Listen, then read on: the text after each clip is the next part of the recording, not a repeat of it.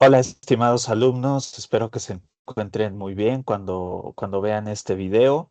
Vamos a iniciar nuestra segunda sesión del semestre en la materia de macroeconomía 1. Y antes que nada, pues quiero hacer una felicitación en general al grupo porque pues ya al revisar las tareas el fin de semana pasado, me di cuenta que en general los conceptos que estuvimos viendo, que estuvimos revisando la semana pasada, parece que quedaron bastante claros, pues apenas vamos comenzando. Eso quiere decir que los conceptos pues son básicos, son sencillos y conforme vayamos avanzando en el semestre, pues se van a hacer un poquito más complejos, pero nada de lo que se tengan que preocupar, siempre y cuando, por supuesto, hagan las actividades y estudien de forma complementaria por su cuenta. Muy bien, entonces vamos a empezar con la sesión del día de hoy. Les voy a compartir mi pantalla y aquí se debería entonces ver adecuadamente. Muy bien. Entonces nos habíamos quedado en esta parte porque habíamos visto el modelo de la frontera de posibilidades de producción, ¿cierto? Que les había dicho que es una gráfica en la cual la función tiene una función, tiene una forma cóncava en términos matemáticos, tiene una forma cóncava decreciente, con pendiente decreciente, justo como se muestra aquí en pantalla. ¿Qué es lo que les voy a pedir cuando, cuando hagan sus gráficas? Primero, que no las hagan a mano. Em, yo no tendría ningún problema en que las hagan a mano eh, eh, y revisárselas adecuadamente para ver si cumple con los elementos. Pero ya ahorita en el grado en el que se encuentran, ya en el avance de su carrera también en el que se encuentra, pues ya no es posible eh, que las sigan haciendo a mano. Hay que saber utilizar las herramientas informáticas, específicamente aquellas que nos van a proporcionar aspectos mucho más visuales. Y algo muy práctico que ustedes van a necesitar, que van a utilizar cuando salgan de la carrera y se unan al mercado laboral, eh, pues es la utilización de hojas de cálculo, ¿no? Entonces, por esa razón es que estamos en buen momento de enseñarles a utilizar estas herramientas. Sí, lamentablemente, pues es una clase por mediación tecnológica, entonces me llevaría prácticamente toda la clase enseñándoles paso por paso eh, cómo se tiene que hacer una gráfica. Pero la ventaja que tenemos es que hoy en día todo se puede aprender si sabemos buscar adecuadamente en Internet. Entonces, ¿qué les voy a pedir en las gráficas de ahora en adelante? Sí. Vamos a hacer solamente gráficas en segunda dimensión, es decir, plano cartesiano. Recuerden que este es el eje X. Aquí en el eje X medimos una variable. En este caso son píxeles, pero puede ser cualquier otra variable, como lo vamos a ver durante el semestre. En el eje de las Y, que es este vertical, medimos otra variable porque recuerden que queremos medir asociaciones entre dos variables. En este caso es bebidas de cola. Entonces no se les olvide, muy importante, ponerle el nombre a los ejes. ¿Qué estamos midiendo aquí? Si es en millones, también la unidad de medida es fundamental que se la pongan. Y por supuesto el título del eje. Ajá, entonces aquí medimos pizzas en millones de pizzas y aquí medimos bebidas de cola en millones de latas. Hay que poner, por supuesto, las unidades enteros o pueden ser decimales en su caso. Hay que dibujar o hay que poner, mejor dicho, en el tabulado del Excel, si es que lo hacen en Excel, adecuadamente los números para que tenga una forma más o menos como se les está pidiendo. Muy importante en sus gráficas, pongan siempre el título de la gráfica. En este caso es frontera de posibilidades de producción y costo de oportunidad, que como les había dicho, el costo de oportunidad no es otra cosa que la pendiente Y es decreciente porque a medida que nos movemos del punto A al punto B, al punto C, al punto D, la pendiente, fíjense bien cómo la pendiente va creciendo. Sí, la pendiente es este triangulito que les estoy señalando. Aquí este triangulito es más grande, aquí es más grande, aquí es más grande y hasta acá es más grande. Esto quiere decir que la pendiente va creciendo, pero en términos negativos. Por eso se dice que tiene pendiente decreciente negativa. Muy bien. Es también muy importante que señalen, ya sea con alguna flechita o con algún punto, lo que se está pidiendo que hagan. Eh, yo les había dicho, en el caso de las fronteras de posibilidades de producción, vamos a identificar tres puntos fundamentales. Un punto que se encuentra por debajo, que es toda esta área, que es el punto alcanzable o ineficiente por las cuestiones que ustedes pusieron en la tarea, ¿no? Que explicaron muy bien. Un segundo punto sería cualquier punto que se encuentra sobre la línea.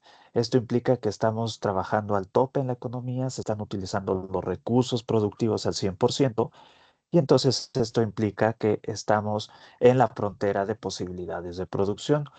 Y un tercer punto es fuera de la frontera de posibilidades de producción, que es un punto inalcanzable, y esto básicamente quiere decir que es un punto que nuestra economía no puede alcanzar a menos que la economía crezca. Ajá, entonces, por esa razón es que se ligaba el concepto de crecimiento económico con este modelo de frontera de posibilidades de producción. Y el crecimiento económico, como lo vamos a ver en la próxima clase, se liga estrechamente con el concepto de Producto Interno Bruto. Hay muchas variables macroeconómicas. Sin embargo, quizá la variable más importante, más relevante de todas ellas es el Producto Interno Bruto. Y el crecimiento del Producto Interno Bruto es lo que se conoce como crecimiento económico. Esto que les estoy explicando. Echar hacia arriba o echar, sí, pues sí, en este caso sería hacia arriba, la frontera de posibilidades de producción, que se expanda hacia arriba, ¿sí? Y entonces aquí se empiezan a ligar esos conceptos.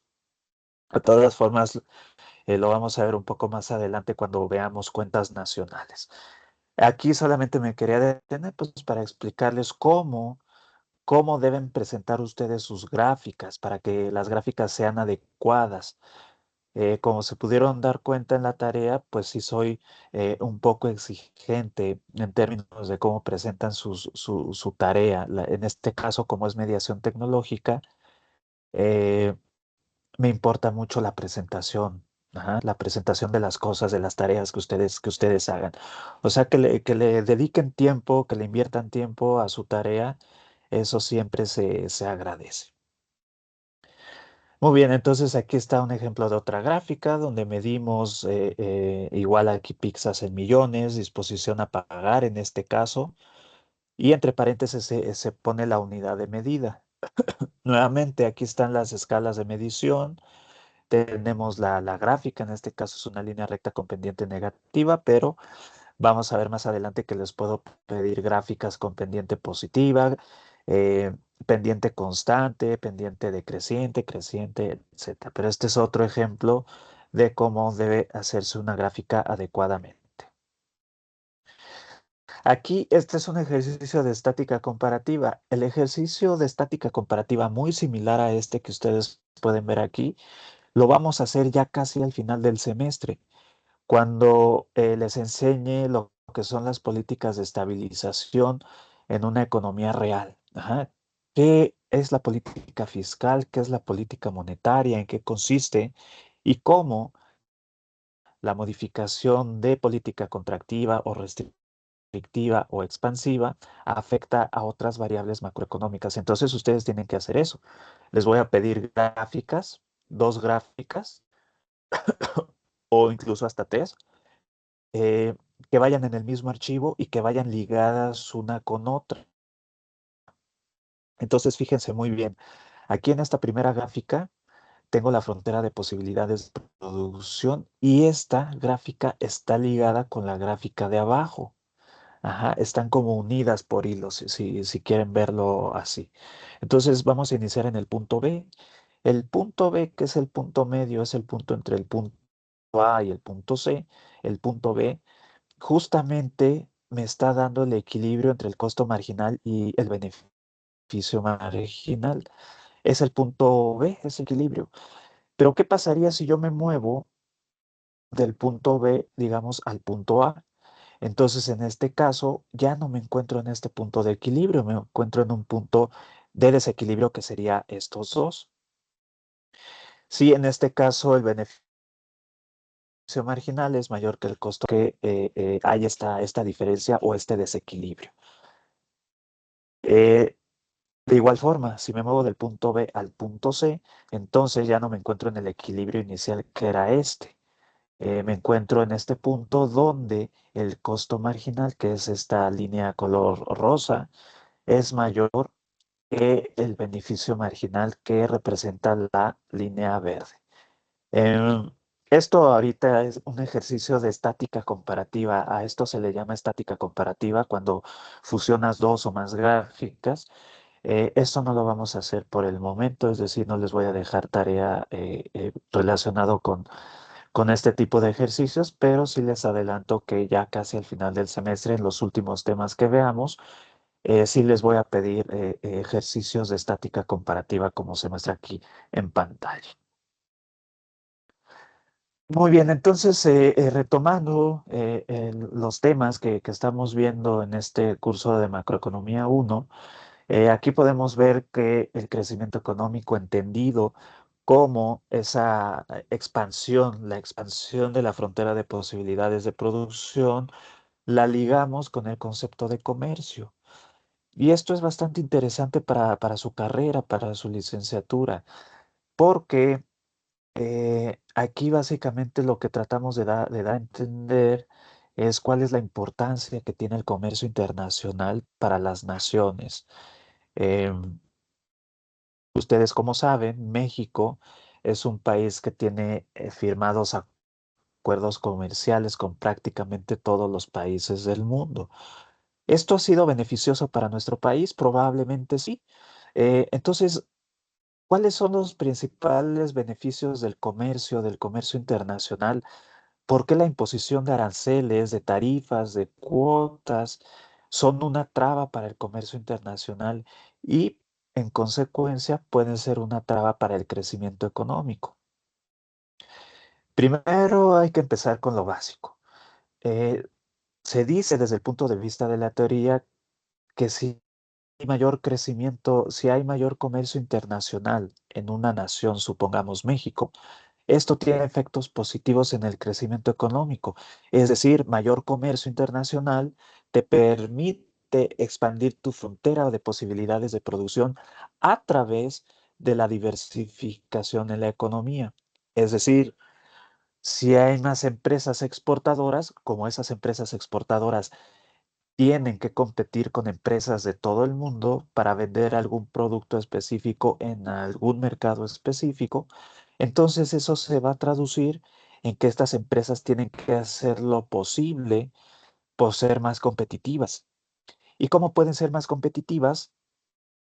Para poder justamente, pues, valga la redundancia, competir con empresas internacionales, tienen que invertir estas empresas, ¿sí? Para ser más competitivas. Invertir en capital humano, la contratación de personal más capacitado, más educado, por ejemplo. Tienen que competir a través de bajos costos. ¿Cómo compiten las empresas con bajos costos? A través de reducir los costos de producción, que a su vez esto se deriva de la innovación tecnológica. Si las empresas innovan tecnológicamente, esto les va a permitir ser más eficientes en términos productivos y esto, por supuesto, se va a traducir en una disminución en los costos. Además de eso, también es muy importante considerar que eh, eh, una empresa logra mayor diversificación y en consecuencia competir mejor en los mercados internacionales cuando es una empresa sólida en términos financieros, en términos de viabilidad que tiene hacia adentro de la empresa, y esto le va a permitir, por supuesto, obtener mayores ganancias Y desde el punto de vista teórico, estas ganancias se van a traducir en mayor inversión o reinversión de la misma empresa para ampliar el negocio y esto a su vez se traduce en mayor empleo. Es decir, va a necesitar más personal, dado que esta empresa está expandiéndose y esto es positivo para la economía porque contrata a más personas con mejores salarios. Eso en términos generales. Sin embargo, también hay que tener en consideración que el comercio internacional puede dividirse en dos grandes grupos. Por un lado, el grupo de empresas exportadoras, desde el punto de vista de los exportadores, pero también está la otra parte, desde el punto de vista de los importadores. Y entonces aquí yo los invito a que reflexionemos. Se cree, desde mi punto de vista erróneamente, se cree que las importaciones son malas en sí mismas. Es decir, si hay un déficit comercial, importamos más de lo que exportamos, esto significaría que hay una pérdida para el país y que en consecuencia el comercio no es un aliciente para el crecimiento económico. Esto, como les decía, desde mi punto de vista es falso porque muchas de las importaciones pueden ser bastante adecuadas, pueden ser incluso significativas para muchas empresas, en este caso mexicanas. Entonces las importaciones en sí mismas no son malas. Lo que pasa es que esas importaciones tienen que traducirse en mejoras tecnológicas dentro de las empresas mexicanas, mejoras tecnológicas, ¿sí? Eh, Y de igual forma, un superávit comercial, es decir, mayores exportaciones que menores importaciones, no necesariamente significa que estamos llevando muy bien la economía. Lo que significa es que nuestras empresas son más productivas y necesitan unos requerimientos de capital o de insumos desde el exterior hasta nuestro país para llevar a cabo sus procesos productivos. Muy bien.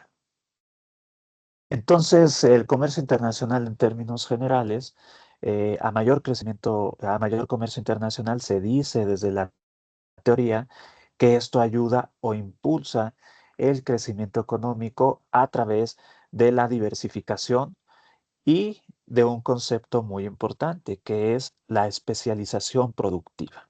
Entonces, eso es lo que les quiero mostrar en la siguiente diapositiva. Aquí solamente es una representación gráfica de, digamos, crecimiento económico a través del comercio internacional.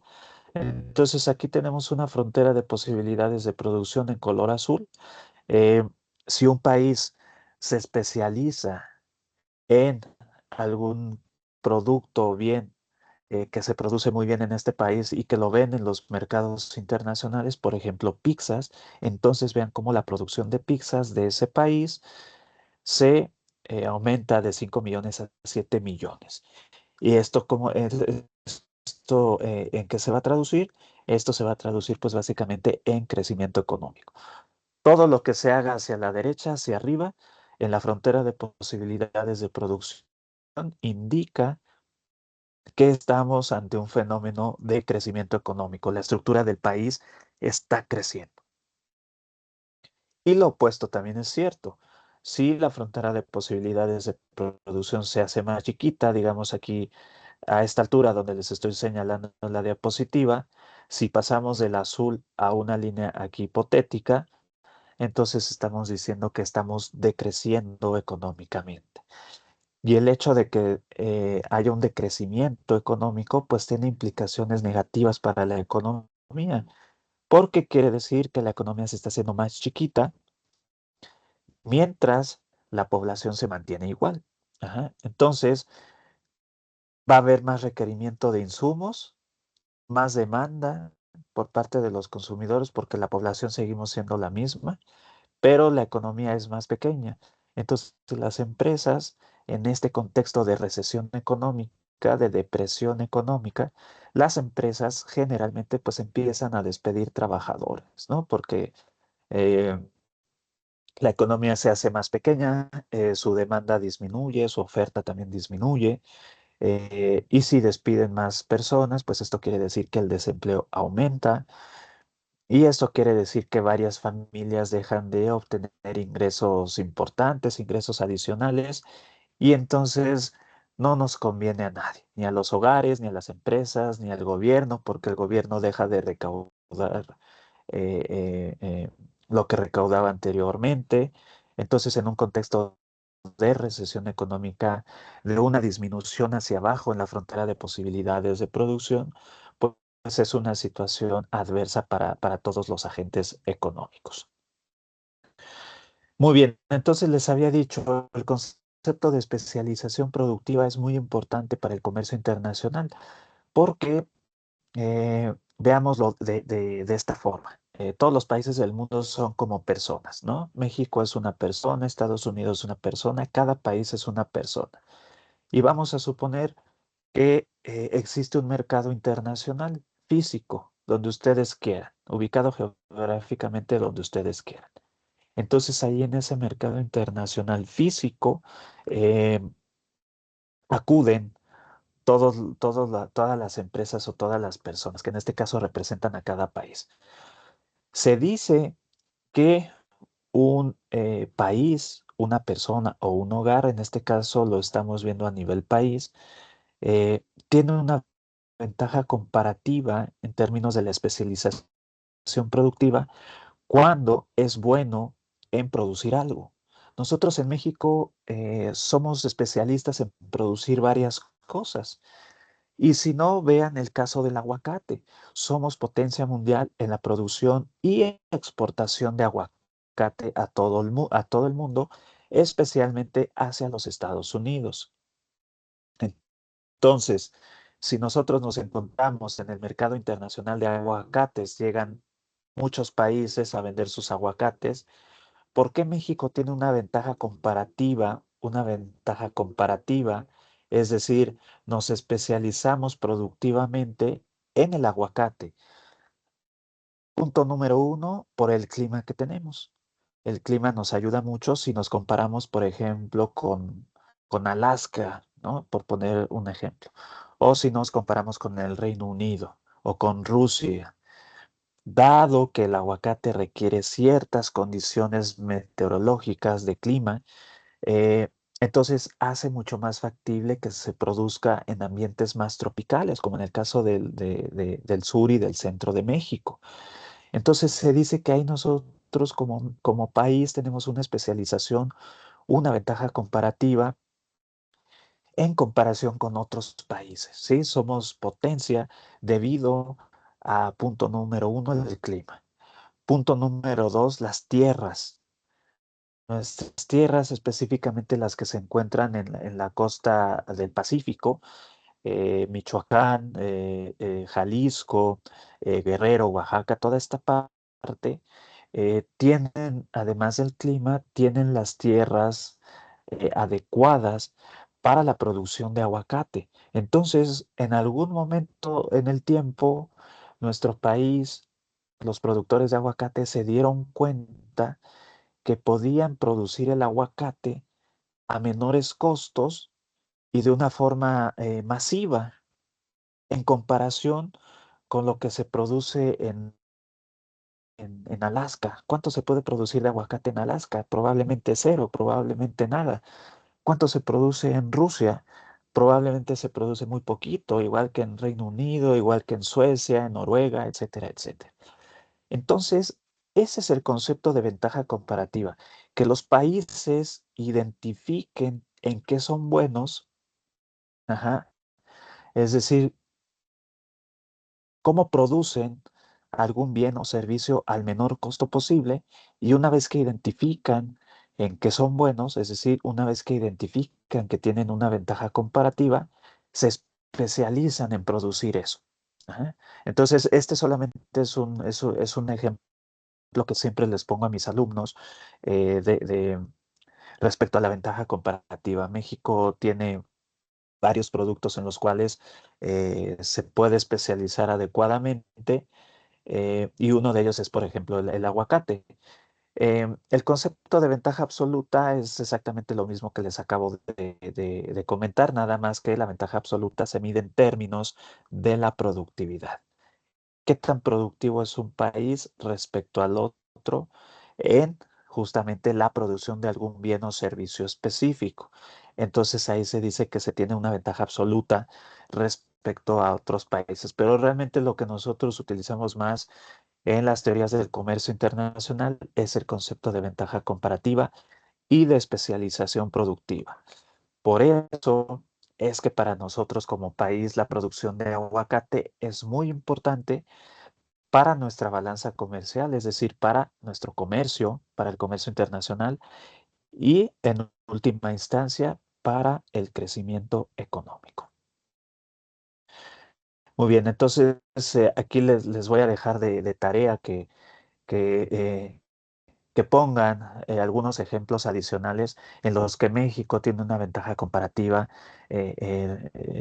y en consecuencia una especialización productiva en varios productos o servicios en función de otros países en los mercados internacionales. Eh, no quisiera avanzar más en esta parte sin antes no comentarles relacionado con el concepto de las citas. Aquí permítanme hacer una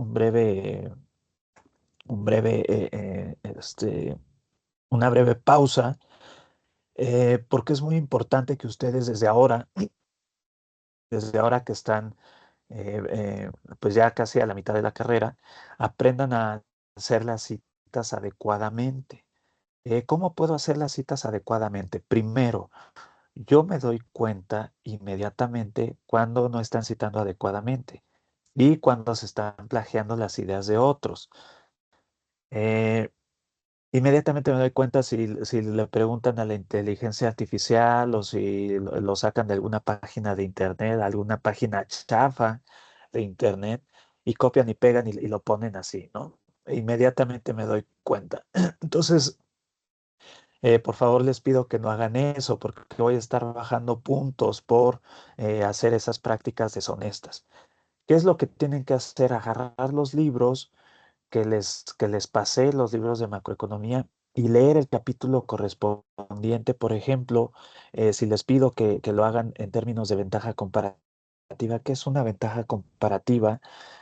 Tienen ustedes que buscar el libro eh, y por supuesto leerlo adecuadamente.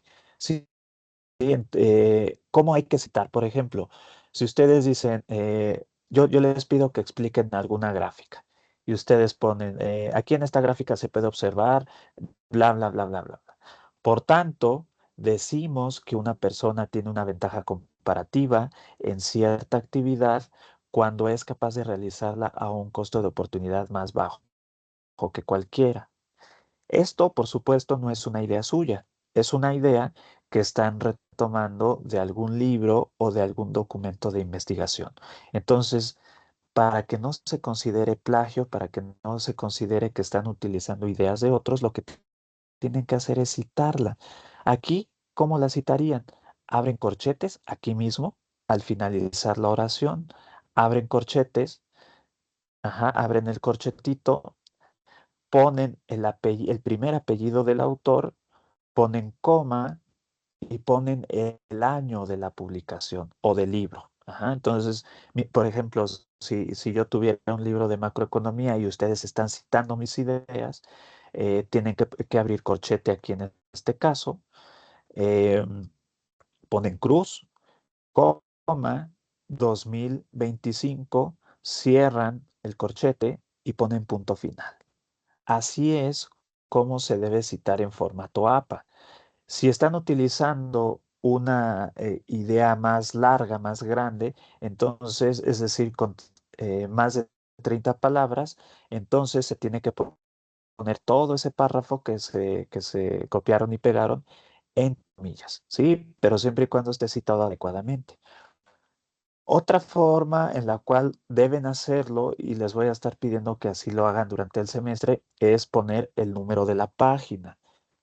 ¿Esto por qué? Porque podría ser muy fácil para ustedes ponerle a todo esto, abro paréntesis, pongo cruz 2025, cierro paréntesis y ya. Y ya esa es mi cita, pero eso también se puede malinterpretar a que realmente no están haciendo la tarea y el trabajo como yo se los estoy pidiendo. Entonces les voy a pedir que cuando abran el corchetito ponen cruz, ponen coma, ponen el año de publicación 2025, ponen dos puntos y seguido de esos dos puntos ponen el número de la página. ¿Sí? Entonces abren corchete, ponen cruz 2025, dos puntos, 148, por poner un ejemplo, ¿no? Página 148. Nada más ponen el 148, cierran paréntesis y punto final. Es muy importante que ustedes aprendan a hacer eso porque eso a mí me va a indicar que están leyendo y que están aprendiendo a través de la lectura. Todos estos conceptos que los profesores les presentamos son conceptos que no nos inventamos nosotros. Son conceptos que si bien, por supuesto, nosotros le ponemos, digamos, de nuestra parte, porque pues somos docentes y tenemos que tratar de hacerlo ameno para ustedes, la realidad es que son ideas que están en los libros, todo está en los libros. Entonces, por eso es importante, yo los quiero invitar a que agarren los libros, de dónde sacamos nosotros los profesores las ideas más importantes y que ustedes también aprendan a leer de una fuente primaria, ¿no? Para que formen su propia opinión y su propio criterio. Al final, al final de los documentos, como todos voy a pedir que estén citados adecuadamente, como les acabo de enseñar, al final de los documentos tienen ustedes que hacer una lista de los documentos que leyeron, poniendo el nombre, el año, el título, la editorial y todo eso.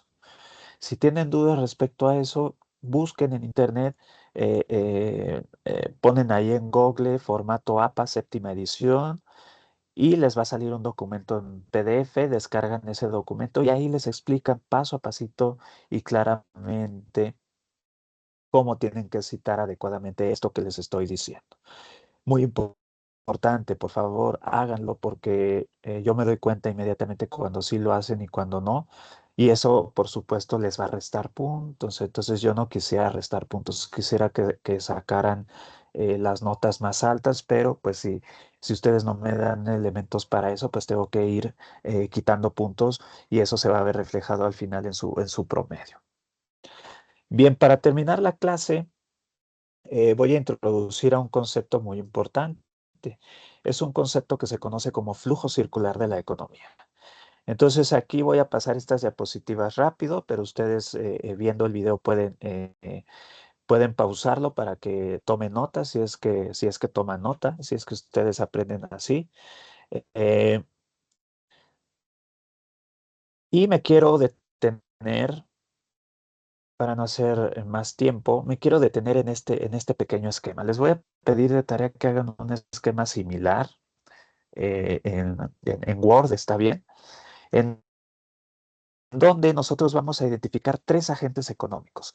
El primer agente económico son los individuos o los hogares.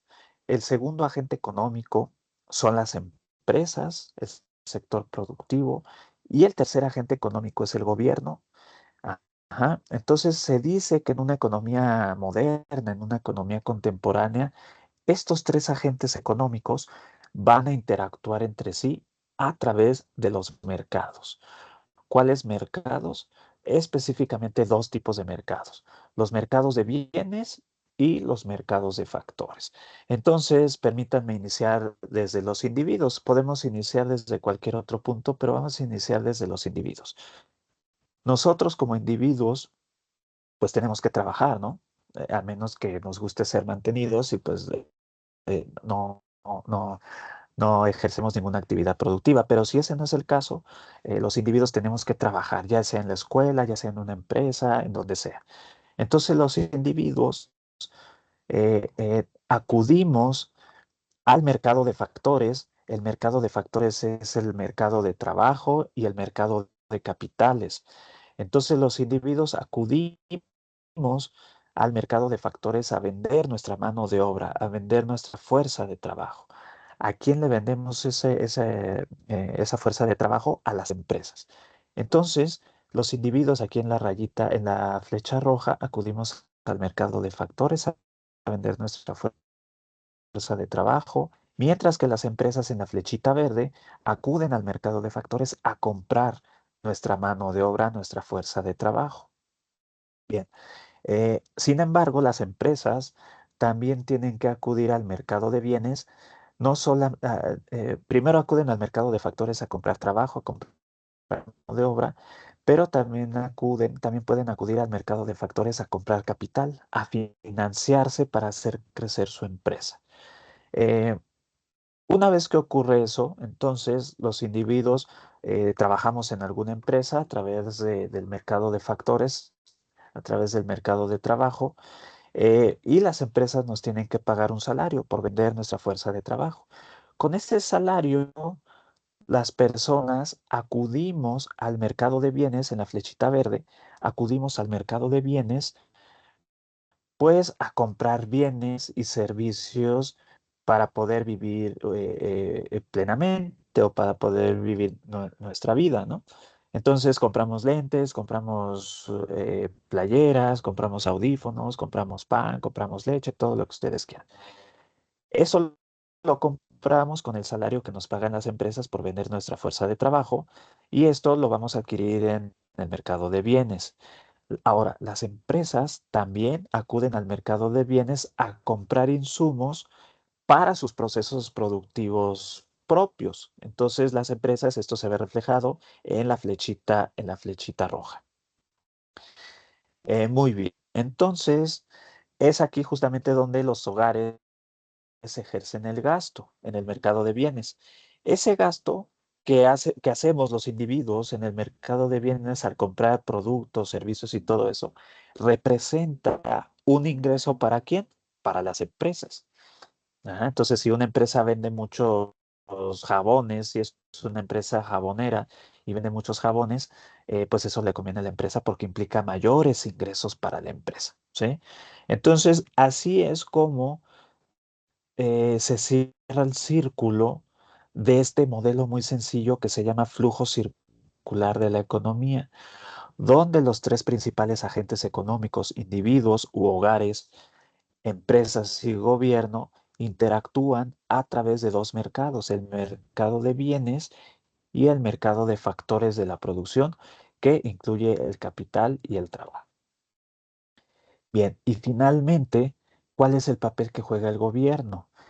El papel que juega el gobierno es la extracción, la extracción de impuestos a los individuos, pero también de impuestos a las empresas. Entonces el gobierno nos quita impuestos a los individuos a través, por ejemplo, del IVA, a través del impuesto al valor agregado, es decir, por los productos que compramos en el mercado de bienes, que si no mal recuerdo el IVA se encuentra en el 16% de tu compra. A las empresas, pues les grava también impuestos sobre la renta, ¿no? Entre mayores ingresos anuales tengan las empresas, pues más tienen que pagar de impuestos al gobierno. Entonces, estos impuestos van a representar un ingreso para el gobierno, pero el gobierno también gasta en los individuos, por ejemplo, otorgándoles subvenciones a las empresas o también otorgándole subsidios a las personas. Y aquí en el caso de los subsidios, pues podemos hacer referencia a las becas que otorga el gobierno. Becas para adultos mayores, becas para jóvenes construyendo el futuro y todas estas cosas, ¿no? Entonces, justamente es así como interactúan los tres agentes económicos en este esquema que se conoce como flujo circular de la economía. Y el gobierno también tiene que acudir al mercado de factores a comprar mano de obra, pues para que los burócratas que se encuentran en sus oficinas puedan trabajar adecuadamente. también capital para poder establecer empresas, por ejemplo, las empresas paraestatales como Pemex o CFE, y el gobierno también tiene que acudir al mercado de bienes, pues a comprar los insumos para poder funcionar adecuadamente. Estoy pensando en papelería, en agua, en alimentación para sus trabajadores, pues también tiene el gobierno que acudir al mercado de bienes a comprar justamente bienes y servicios, que esto representa para el gobierno un gasto, pero recordemos que el gobierno obtiene ingresos, sobre todo de los impuestos que le cobra a los individuos y a las empresas. Muy bien, chicos, con este esquema, entonces voy a terminar la clase del día de hoy. Espero que hayan quedado claros los conceptos. Si no, pueden escribirme con toda confianza sobre alguna duda particular que tengan y yo con todo gusto los puedo asesorar o pues con el video pueden pausarlo y verlo con más calmita, ¿sí? Entonces me despido esperando que se encuentren muy bien cuando vean este video y nos vemos la siguiente semana. Hasta luego.